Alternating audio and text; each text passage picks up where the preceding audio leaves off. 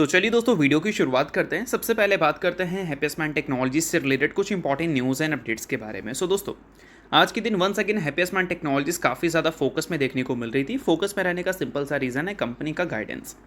अब देखो दोस्तों, कल के दिन कंपनी काफ़ी अच्छी परफॉर्मेंस डिलीवर की थी, 12% तक की तेज़ी हमें देखने को मिला था। और सेम चीज़ आज के दिन भी हैप्पीएस्टमाइंड टेक्नोलॉजीज में रिपीट हुआ है।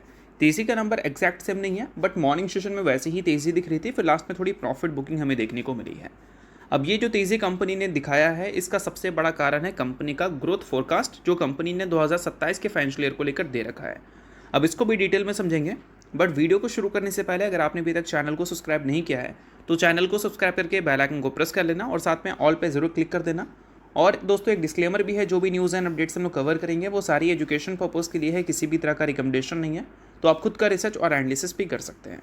तो चलिए अब बात करते हैं हैप्पीएस्टमाइंड टेक्नोलॉजीज़ के बारे में डिटेल में। तो देखो, कंपनी ने जो पहले गाइडेंस दे रखा था अपने ग्रोथ फोरकास्ट का 2027 के फाइनेंशियल ईयर को लेकर, उसको कंपनी ने बढ़ा दिया है। और बढ़ाने का रीज़न क्या है? AI push. और साथ में कंपनी ने ये भी बताया है कि कंपनी पहले जो ग्रोथ गाइडेंस हमें दी थी वो 10% का दी थी कांस्टेंट करेंसी के टर्म में, बट उसको कंपनी ने अभी बढ़ाकर 12.5% तक कर दिया है। और इसी कारण हैप्पीएस्टमाइंड टेक्नोलॉजी के जो शेयर होल्डर लगातार सैड रहते थे, वो एक्चुअल में अब आपको हैप्पी रहते हुए दिख रहे हैं, क्योंकि पिछले 2 ट्रेडिंग सेशन में अच्छी मूव हैप्पीएस्टमाइंड टेक्नोलॉजीज़ के साइड से दिखा है। अब ये जो अच्छी मूव हमें देखने को मिला है, ये बोल सकते हैं एक अच्छे वॉल्यूम्स के साथ भी है। आज के दिन हैप्पीएस्टमाइंड टेक्नोलॉजीज़ के जो वॉल्यूम्स हैं वो आपको 32.27 लाख शेयर्स के देखने को मिले हैं। इतना यानी कि इतने लाख आपको शेयर्स चेंज हैंड होते हुए दिखे थे। और पिछले 2 वीक का एवरेज वॉल्यूम अगर आप देखोगे तो उसका 15.167 टाइम्स ये वॉल्यूम्स आपको दिखा है। पिछले 2 वीक का जो एवरेज वॉल्यूम था वो 2,13,000 शेयर्स का था, और अभी वो नंबर सीधा बढ़कर 32 लाख शेयर्स के भी ऊपर निकल गया है। यानी कि काफ़ी सारे लोगों ने इंटरेस्ट दिखाया है हैप्पीएस्टमाइंड टेक्नोलॉजीज़ में, और इसी कारण हैप्पीएस्टमाइंड टेक्नोलॉजी की परफॉर्मेंस कल के दिन और आज के दिन दोनों दिन हमें काफ़ी अच्छी देखने को मिली है। बट इन सारी चीज़ों के बाद दोस्तों एक चीज़ डेफिनेटली आप इग्नोर मत करना, कंपनी ने ग्रोथ फोरकास्ट अच्छा ज़रूर दिखाया है, बट साथ में कंपनी के जो मार्जिन्स हैं वो 2027 के फाइनेंशियल ईयर में कैसा परफॉर्म करेंगे वो भी बहुत ज़्यादा मैटर करेगा इस कंपनी के लिए। क्योंकि अगर पिछले 5 साल का अगर आप इस कंपनी का डेटा देखोगे 5 साल का, तो आपको एक चीज़ दिखेगा कि कंसिस्टेंट कंपनी के जो सेल्स हैं वो तो हमें ग्रो होते हुए दिख ही रहे हैं, जो कि आप डेटा से देख ही सकते हो। ये जो बार है ये सेल्स का बार है, और ये जो रेड लाइन आपको देखने को मिल रहा है ये ग्रॉस प्रॉफिट मार्जिन का लाइन है, और ये जो लाइन दिख रहा है ग्रीन, हल्का ग्रीन या येलो आप बोलो चलो, वो है ऑपरेटिंग प्रॉफिट मार्जिन का लाइन, और नीचे जो ग्रीन लाइन है वो नेट प्रॉफिट मार्जिन का लाइन है। ठीक है, तो सेल्स तो कंपनी का लगातार ग्रो होता हुआ दिख रहा है। अगर हम बात करें कंपनी के ऑपरेटिंग प्रॉफिट मार्जिन के बारे में, तो 2022 में ऑपरेटिंग प्रॉफिट मार्जिन हमें कितना दिखता था? 26.36%। और अभी अगर आप देखोगे तो वो कितना दिख रहा है? 18.23%। कहाँ 26% था और कहाँ 18% है। तो अगर कंपनी अपना ग्रोथ फोरकास्ट अच्छा दी है, यानी कि रेवेन्यू तो कंपनी का 2027 के फाइनेंशियल ईयर में अच्छा हो सकता है, बट ये जो कंपनी ने मार्जिन खोया है, ये मार्जिन को वापस से अचीव करना पड़ेगा, तभी एक्चुअल में वो रेवेन्यू का फ़ायदा कंपनी को दिखेगा अपने प्रॉफिट में। तो इस वजह से सिर्फ कंपनी के रेवेन्यू पे ही नहीं, कंपनी के मार्जिन और कंपनी के प्रॉफिट पे भी ध्यान देना अगर आप इस कंपनी के शेयर होल्डर हैं, तो तभी कंपनी का जो करंट वैल्यूएशन है वो आपको सस्टेन होता हुआ दिखेगा। तो आई होप आपको ये सारी चीज़ें अच्छी तरह से समझ आ गई होंगी। अब दोस्तों वीडियो में आगे बढ़ने से पहले बात कर लेते हैं एक सेबी रजिस्टर्ड टेलीग्राम चैनल के बारे में, जिसका नाम है ट्रेडर बाजी। अब ये सेबी रजिस्टर्ड रिसर्च एनालिस्ट हैं, जिनका रजिस्ट्रेशन नंबर आपको यहाँ पर देखने को मिलता है, और इनको 8 साल से भी ज़्यादा का एक्सपीरियंस है ऑप्शन एंड स्विंग ट्रेडिंग में। साथ में 3000 से भी ज़्यादा लोगों को ऑलरेडी ये ट्रेंड कर चुके हैं। तो इनके टेलीग्राम चैनल का जो लिंक है वो आपको डिस्क्रिप्शन में देखने को मिल जाएगा। लिंक के थ्रू जाकर जरूर इस चैनल को आप ज्वाइन कर लेना। ज्वाइन करने का सबसे बड़ा प्लस पॉइंट ये है कि काफ़ी सारी कंपनी के टेक्निकल्स को प्रॉपर एनालिसिस कर यहाँ अपडेट किया जाता है, जो कि अभी आपको यूट्यूब पे तो देखने को नहीं मिलता, जिसको आप यहाँ पर आकर ज़रूर चेकआउट कर सकते हैं। उसके अलावा दोस्तों मार्केट से रिलेटेड जो समरी होती हैं वो सारी चीज़ें आपको यहाँ पर देखने को मिलती हैं। मार्केट से रिलेटेड जो इंपॉर्टेंट न्यूज़ एंड अपडेट्स होता है वो भी आपको यहाँ पर देखने को मिलता है। साथ में सेबी रजिस्टर्ड टेलीग्राम चैनल है, तो इनके कॉल्स वगैरह भी दिखते हैं, जिसको भी चाहो तो आप चेकआउट कर सकते हो। तो लिंक डिस्क्रिप्शन में है, लिंक के थ्रू जाकर बिल्कुल फ्री ऑफ कॉस्ट आप इस टेलीग्राम चैनल को ज्वाइन कर सकते हैं।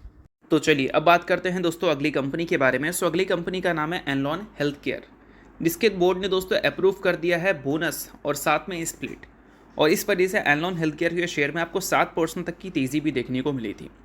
अब अगर बोनस और स्प्लिट की रेशियोज़ की बात करें तो 1:5 के रेशियो में कंपनी ने स्प्लिट अनाउंसमेंट किया है और बोनस कंपनी ने 1:1 के रेशियो में अप्रूव किया है। यानी कि बोल सकते हैं अगर आप एक शेयर इस कंपनी का ओन करते हैं तो पहले एक के बदले 5 इक्विटी शेयर कंपनी आपको स्प्लिट के तौर पर देगी और फिर उस 5 के बदले 5 एक्स्ट्रा शेयर्स आपको बोनस के तौर पर मिलेगा, यानी कि एक के बदले 10 इक्विटी शेयर आपको मिलेगा बोनस स्प्लिट इंक्लूड कर। सो अगर आप एनलॉन के शेयर होल्डर हैं तो बेशक इस न्यूज़ को आप नोट कर सकते हैं, शेयर होल्डर नहीं है आप इग्नोर कर सकते हैं, न्यूज़ थी इस वजह से मैंने बता दिया, बाकी ये किसी भी तरह का रिकमेंडेशन नहीं है। तो चलिए इसके अलावा बात करते हैं अगली कंपनी के बारे में। सो अगली कंपनी का नाम है डिक्सन टेक्नोलॉजीज़ लिमिटेड। अब देखो दोस्तों, डिक्सन टेक्नोलॉजीज़ की अगर हम बात कर रहे हैं तो हाल ही में डिक्सन टेक्नोलॉजी से रिलेटेड मल्टीपल न्यूज़ हमें सुनने को मिली है, जिसमें एक न्यूज़ सबसे ज़्यादा अट्रैक्टिव था और इसी कारण कल के दिन डिक्सन टेक्नोलॉजी बहुत ही ज़्यादा हाईलाइटेड थी।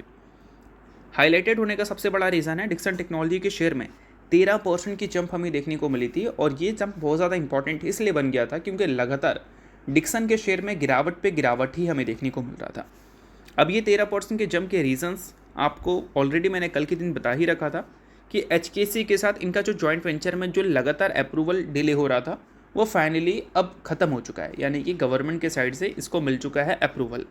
और इन सारी चीज़ों को देखकर मल्टीपल ब्रोकरेज हाउस ने कंपनी से रिलेटेड पॉजिटिव कमेंट्री कर दी, जिसमें नोमोरा का भी नाम था और 50% तक अपसाइड पोटेंशियल भी उन्होंने दे दिया डिक्सन को लेकर।